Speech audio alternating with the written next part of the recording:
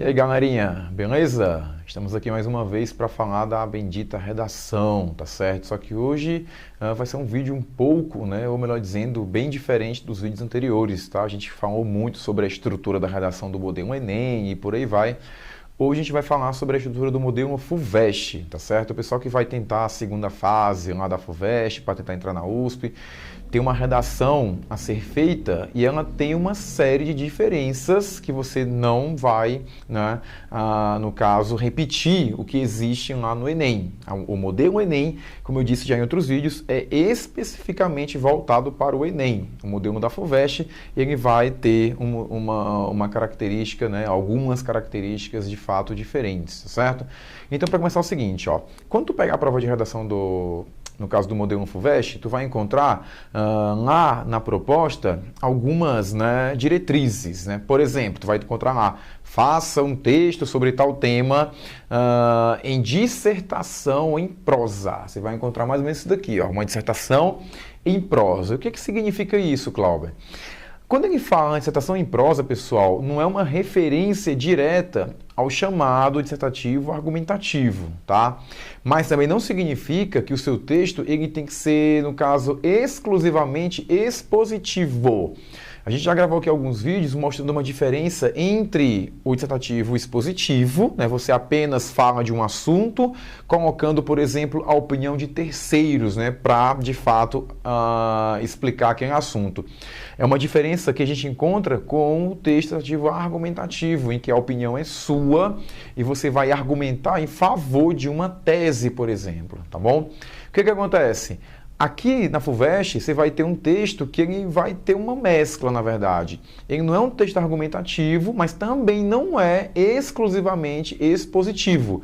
Tu vai ter ali uma predominância, né, no caso da exposição, mas também tem que ter o quê? Tem que ter a presença de uma argumentação, tá certo? Um outro detalhe, pessoal, tu vai observar o seguinte. Geralmente, né, a FUVEST coloca lá nas instruções o quê? Dê um título à sua redação. É obrigatório, você tem que colocar um título na redação que tenha algum sentido com o texto que tu vai escrever. Então, começou a redação, já pensa lá em colocar um título, né, que faça uma relação direta ao tema da sua prova, tá certo? E depois disso você vai encontrar o seguinte, enquanto no Enem eu tenho que fazer, para minha redação ser corrigida, 8 linhas escritas, né, que fique bem claro também isso, aqui eu tenho que fazer 20, né? No mínimo eu tenho que ter 20 linhas escritas e no máximo, né, eu tenho que ter 30 linhas escritas. Não existe, né, para a FUVEST linha 31 ou alguma coisa do tipo, por exemplo. Então você tem que fazer no mínimo 20 linhas e no máximo 30, tá? São diretrizes, são informações bem básicas, mas que podem, de fato, influenciar de maneira, assim, bem abrangente, no caso, a sua nota, tá certo? Então, começando a redação, você tem que se atentar de acordo, né, com tais informações, beleza? Aqui a gente pode notar o seguinte, né, as características desse texto, né, quais são, né, Cláudio, as características do texto da FUVEST, por exemplo? Ó. Primeiro, pessoal, não é obrigatório que você vá expor, né, informações muito específicas sobre o tema.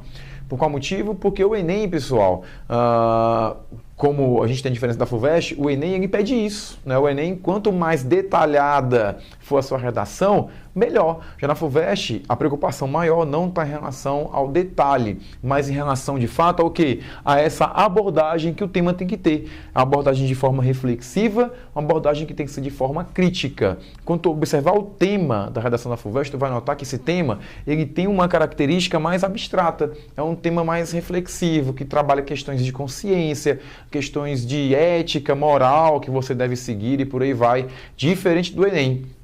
O Enem ele traz ali um problema social, né, um tema mais concreto, e isso marca, né, para mim, a pessoa que de fato é a principal diferença que você vai encontrar entre um modelo e, no caso, outro. O modelo FUVEST não tem essa preocupação com os detalhes, o excesso de detalhes. Você pode especificar alguma coisa lá, né, isso não tem nenhum problema, mas não tem que ficar preso a isso, tá certo? Você tem que colocar no seu texto o quê? Uma análise crítica do tema, uma análise reflexiva, né? Mostrar, de fato, a sua opinião ali sendo como é que eu posso dizer, sendo detalhada não, mas ela vai ter uma espécie de conversa com um texto de forma a criticar. O que é criticar? Criticar é falar bem ou falar mal no caso de um assunto, tudo bem? Então você nota que esse tipo de texto, ele tem uma série de diferenças em relação à prova do Enem, tá bom? E por último, para mim é o principal, tá?